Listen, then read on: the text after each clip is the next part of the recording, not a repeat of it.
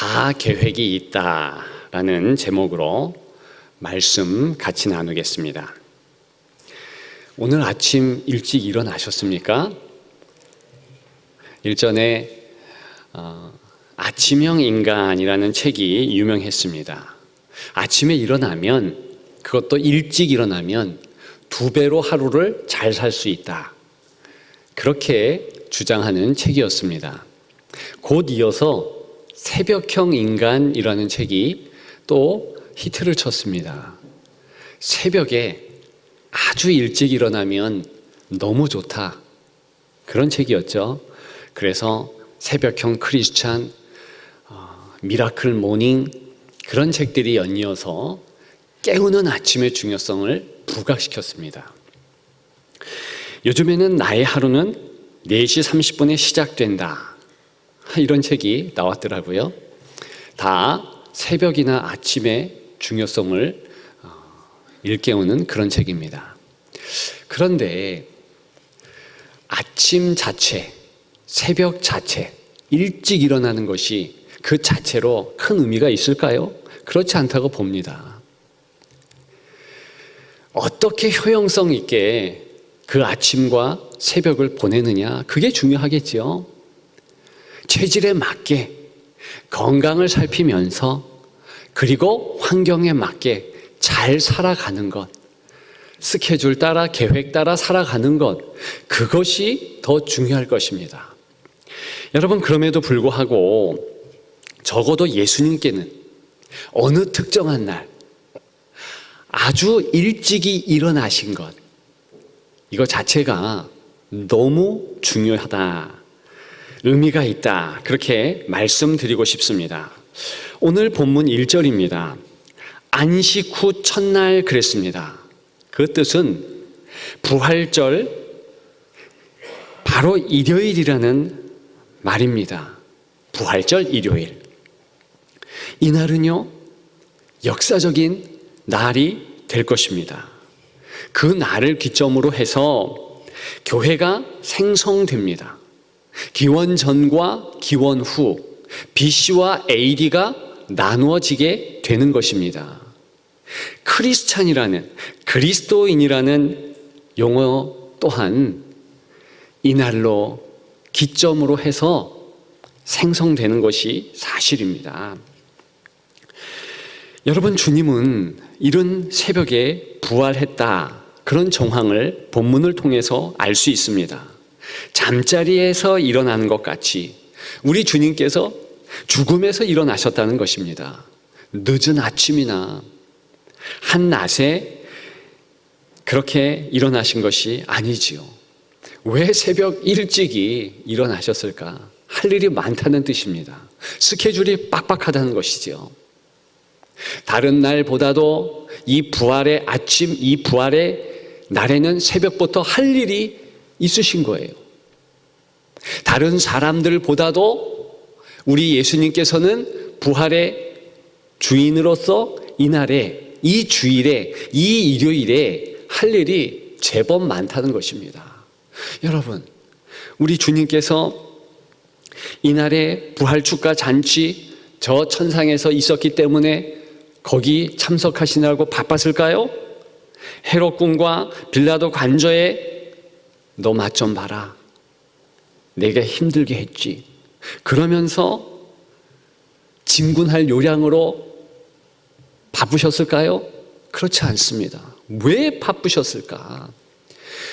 우리 만왕의 왕이신 주께서 이 일요일에 바쁜 이유, 그분의 스케줄을 보는 것만, 살피는 것만으로도 우리는 큰 은혜를 받을 것입니다. 왜 바쁘셨을까? 그리고 바로 그 일요일에 예수님을 따랐던 제자들, 그들은 또한 예수님처럼 바쁘셨을까? 그런 것 살펴보는 것도 의미가 있을 것입니다. 그리고 바로 주일을 맞이하면서 우리의 스케줄은 어떻게 채워지고 계획되어졌나 점검해 보는 것도 의미가 있을 것입니다. 먼저 그 그 일요일 주님의 스케줄을 살펴보겠습니다. 누가복음 24장은 주님의 다이어리입니다. 읽어보면 그 일요일 주님이 어떤 스케줄을 가지고 계셨는지 알 수 있습니다. 예수님은 시간의 창조자시잖아요. 예수님은 따라서 시간대로 살아가시면서 계획하시는데 대가 아니겠습니까? 그분의 작정한 시간표대로 사셨습니다. 예수님의 이 일요일 일과가 계획대로 척척 진행되는 것이겠지요. 우리가 개략적으로 이날 하루에 예수님의 일과를 살펴보겠습니다. 먼저 새벽과 아침입니다.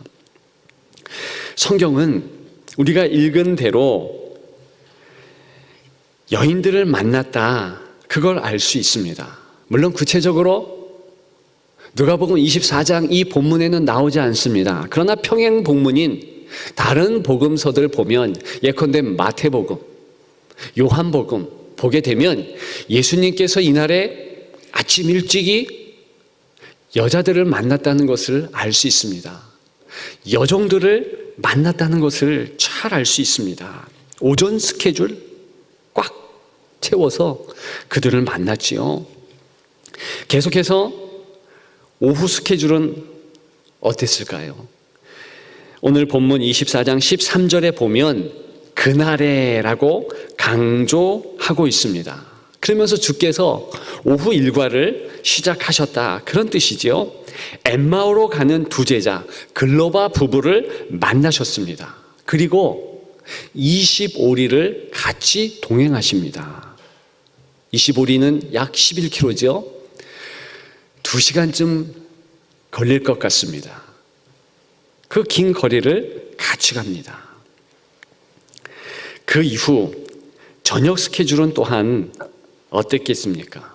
36절에 보니까 제자들을 찾아갔다는 것을 알 수 있습니다. 숨은 제자들이죠. 두렵고 떨려서 꼭꼭 방문을 잠가둔 제자들입니다. 그때에 구운 생선 한 토막을 우리 예수님은 드셨습니다. 지난주 나눈 말씀입니다. 여러분, 그날 만난 모두에게 우리 주님은 말씀을 상기시켰습니다. 그분이 누차 무엇을 강조했는가? 내가 3일 만에 부활할 것이다. 그리고 성경의 주인은 바로 예수님이시다. 그런 말씀을 오전에도 오후에도 저녁에도 만나는 이들에게, 남종과 여종들에게 누차 말씀했습니다. 그리고 오늘 본문에 보면 그날 마지막 스케줄이 있어요.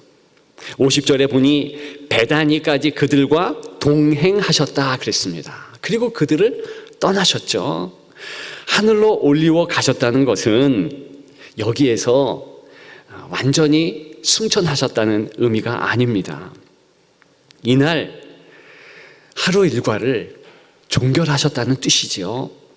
40일간 계속 지상에 계시면서 다른 일정을 감당하실 것입니다. 여러분, 그런데 이렇게 이 일요일에 이 일과를 주님은 언제 스케줄 짜셨을까요? 계획하셨을까요? 성경에 보게 되면 아주 오래전에 작정하셨다는 것을 알 수 있습니다. 태초에 작정하신 거예요. 천지 창조할 때 이미 이 하루 스케줄을 작정하셨다는 것입니다.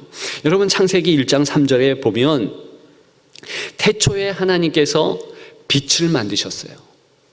1일차 수행하신 창조의 작품이죠. 그리고 요한복음 1장 4절에 보면 예수 그리스도 안에 생명이 있다. 이 생명은 사람들의 빛이라 말씀하셨어요. 창세기 1장에 이렇게 빛을 만든 날이 바로 주일입니다. 그리고 그 주일날 빛된 예수 그리스도, 생명 되신 그분께서 강력하게 역사한다. 이러한 정황들을 성경에 이미 창세기, 요한복음 여러 곳에 작정하셨다는 것을, 스케줄로 계획하셨다는 것을 알 수 있습니다. 여러분, 그래서 그냥 예수님께서 남종과 여종 이날에 찾아온 것이 아니다. 작정하시고 계획하시고 스케줄 따라 오셨다라는 것을 알 수 있습니다. 여러분, 이제 두 번째로 그 일요일, 그렇게 주께서 만나시길 원하셔서 일찍이 스케줄을 짰던 그러한 남종과 여종들의 스케줄을 좀 살펴보겠습니다. 그 일요일 예수님이 만났던 사람들은 사실 모두 예수님 만날 스케줄이 전혀 없었습니다. 말씀드렸죠? 예수님은 3일 후에 곧 부활할 것이다. 그렇게 언급하셨다. 그런데 그렇게 말씀하셨다는 것은 예수님을 따르는 사랑하는 제자들, 남종과 여종들을 그 이후에 찾아가신다는 그런 예수님의 행동 패턴을 이미 말씀하신 거예요. 그럼에도 불구하고 한 사람도 예수님께서 직접 자신들에게 오실 것을 기대했던 사람들이 없다는 것입니다. 먼저 제자들을 살펴볼까요? 그렇지 않아요. 오후에 제자, 또 저녁에 제자들을 살펴보면 아무도 예수님 만날 것을 수첩에 기록한 사람이 없었습니다. 사실은요, 그들 처음부터 예수님을 만날 때부터 자기들의 상황, 자기들의 뜻, 자기들의 의지, 자기들이 어떻게 될까, 이것이 중요했지 예수님이 무슨 말씀 하시는가, 어떤 뜻이 계시는가, 그런 것 별로 신경 쓰지 않았다는 것입니다. 여러분, 어떻게 예수님은 제자들을 불렀습니까? 제자들이 제 발로 예수님을 스스로 처음에 찾아왔습니까? 아니에요. 베드로를 할지라도 예수님이 4번 이상 찾아가서 나를 따르라 초대했기 때문에 따르게 된 것이지요. 다른 제자들 마찬가지입니다. 이런 예를 들면 적절할 것 같습니다. 대학이 미달이 된 거예요. 직장에 다니려고 하는 사람이 없습니다. 그러면 대학과 직장 책임자는 어떻게 해야 됩니까? 리크루트를 해야 되는 거예요. 쫓아가서 잡아와야 되는 거죠. 예수님이 그랬다는 것입니다. 무자격자들을 제자로 삼으신 거예요. 정말 그랬습니다. 말 그대로 아무나 뽑으신 거예요. 당시에는 그렇게 하면 안 되는 문화가 있었습니다. 랍비, 스승은 제자들이 오기까지 기다려야 되는 거예요. 자기들의 명성을 만방에 펼칠 수 있도록 그렇게 교훈해주고 설득하고 설교하면서 기다려야 하는 것입니다. 그런데 예수님은 그렇게 안 하셨지요. 문화를 무시했습니다. 나아가셨습니다. 사람들을 잡아온 거예요. 여러분, 그런데 이런 방법이 사실은 하나님의 고유의 방법인 것을 아십니까? 선택하신 것이 사람이 아니라 하나님이셨죠. 아브라함을 어떻게 하나님께서 찾아오시고 선택하셨습니까? 먼저 하나님께서 가신 거예요. 갈대아 우르라는 곳에 가신 것이죠. 모세를 어떻게 하나님께서 선택하셨습니까? 그가 뛰어나고 잘 낳고 했기 때문에 선택하십니까? 아닙니다. 성경의 정황을 보면 그냥 부족하지만, 연약하지만, 불순종하지만 하나님이 찾아가신 거예요. 여러분, 이사야가 그랬습니다. 엘리야가 그랬습니다. 아모스를 비롯한 많은 선지자들이 그랬어요. 그렇게 하나님의 일방적인 택정하심을 받은 자들이 일하는 자요, 하나님이 선택한 자들이었습니다. 그럼에도 불구하고 그들은 선택받은 이후에 곧 하나님 뜻에 복종합니다. 하나님 일을 아름답게 감당했습니다. 그런데요, 예수님의 제자들은 그렇지 않았습니다. 적어도 3년 동안 함께 있었습니다. 그런데 끝까지 도움이 안 되지요. 이런 일들이 있었습니다. 예수 이름으로 귀신 쫓는 자들 주변에 있었어요. 그랬더니 이 예수의 제자들은 금합니다. 하지 말라고 그래요. 예수 프리미엄을 자기들이 독점하고 전용하려고 한 것입니다. 그런 욕심 많은 제자들이었어요. 어린 아이들을 부모들이 예수님에게 축복받기 위하여 데려옵니다. 아주 모멸을 하기, 쫓아내는 거예요. 그렇게 하면 안 된다. 그런 것이 예수님이었어요. 그런 것이 예수님의 제자들이었어요. 심지어는 곧 십자가에 달릴 예수님 앞에서 누가 잘났는가 끝까지 그랬다는 것입니다. 앞권은 감난산에서였지요. 예수님은 피눈물을 흘리면서 기도하시는데 곧 십자가의 중한 그 어려움 때문에 기도하고 계시는데 제자들은 그대로 잠이 들었다는 것입니다. 그것이 제자들의 모습이었어요. 누가복음 9장 49절에 보면 마가복음 9장 19절에 보면 이런 제자들에게 내가 얼마나 너희와 함께 있으며 얼마나 너희에게 참으리요 말씀했습니다. 특정한 사건이 있었고 또한 특정 제자에게 이야기한 것이지만 사실은 예수님의 진정 어린 마음이었어요. 모든 상황에서 어떤 제자가 됐든 전혀 도움이 안 된 거예요. 그런 제자들이었습니다. 참 부족했어요. 그럼에도 불구하고 왜 예수님은 그토록 그들을 찾아갔을까? 왜 제자들, 이 남종들을 붙잡았을까? 여러분, 여종들은 어떻습니까? 오전 스케줄 목록에 이름이 있었던 여종들, 오늘 본문에도 10절부터 12절에 그 이름들이 나타나고 있지 않습니까? 이들은 좀 나았을까요? 물론 개인적으로 뛰어난 사람들이 없지 않았습니다. 그럼에도 불구하고 고대 사회의 여자들이었어요. 가령 한 마을에 살인사건이 일어났어요. 남자는 못 봤습니다. 여성 10명이 그 살인사건을 목격한 것입니다. 그럼에도 불구하고 살인사건에 대한 재판이 이루어지지 않습니다. 왜냐? 여자들만 봤으니까. 증인 채택이 안 되는 거예요. 여성들이 100명이 봤어요. 과연 증인 채택이 될까요? 아니요.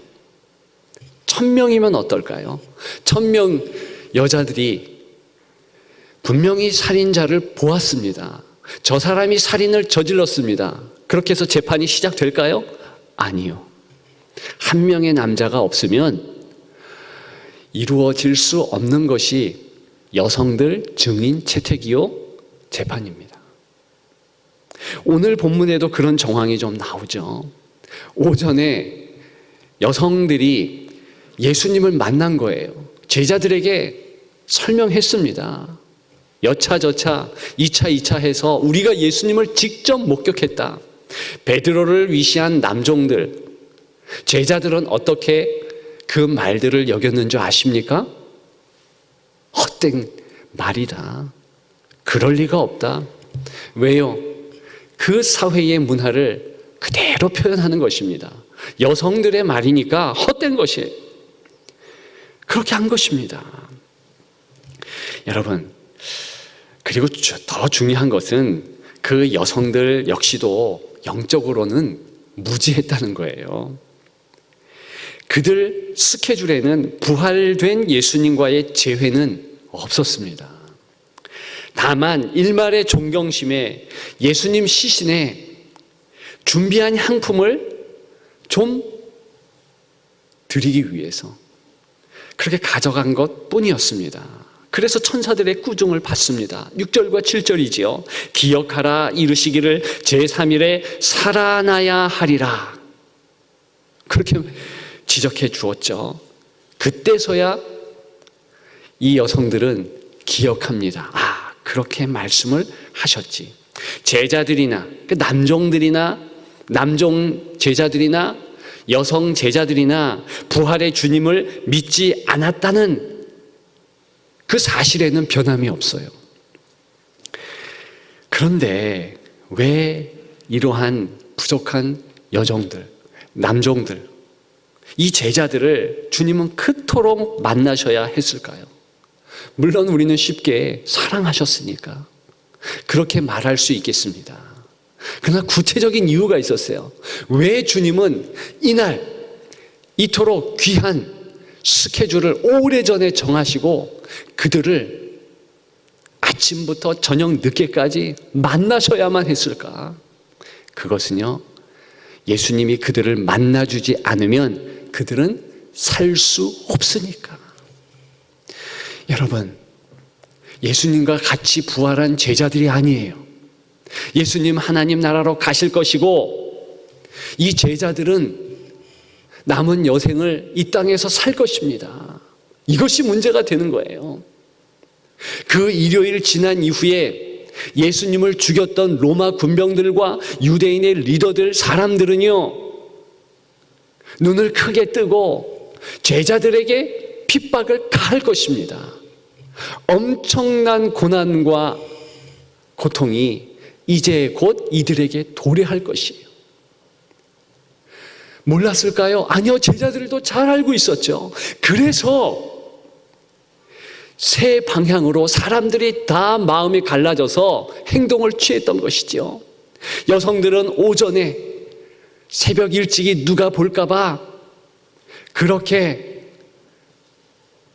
남성 종들 뒤로 하고 무덤가로 간 것이죠. 그래도 예수님에게 예의를 다해야 되겠다. 두렵고 떨면서 간 것이죠.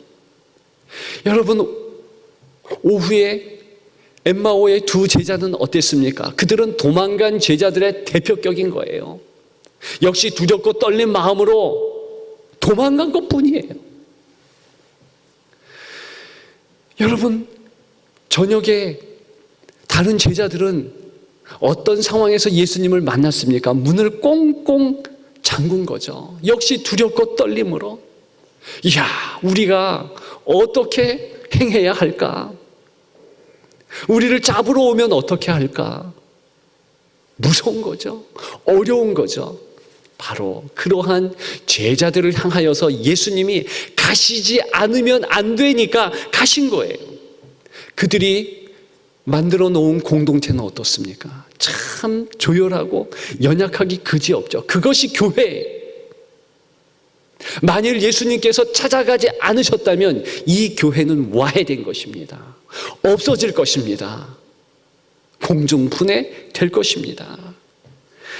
여러분, 하늘의 권세와 사랑이 이 땅에 그렇게 두려워 떨고 있는 제자들에게 어떻게 침투하고 있습니까?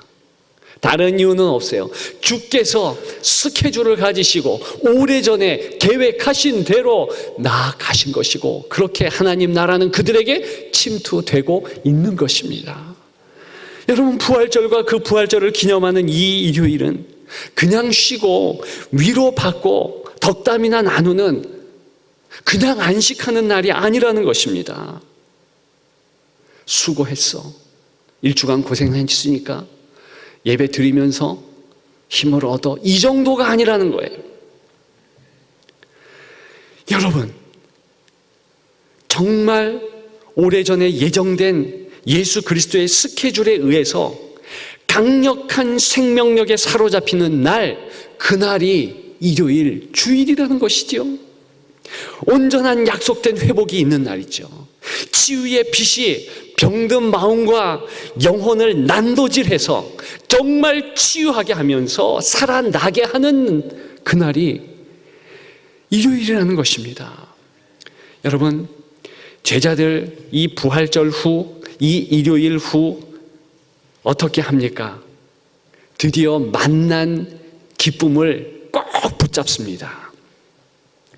주님이 만나주셨고 생명력을 얻었기 때문에 힘을 내고 살아낼 수 있었습니다. 그 이후에 이 제자들은요, 이 날을 기념했습니다. 유대인들은 안식일, 토요일이 중요한 날이지요.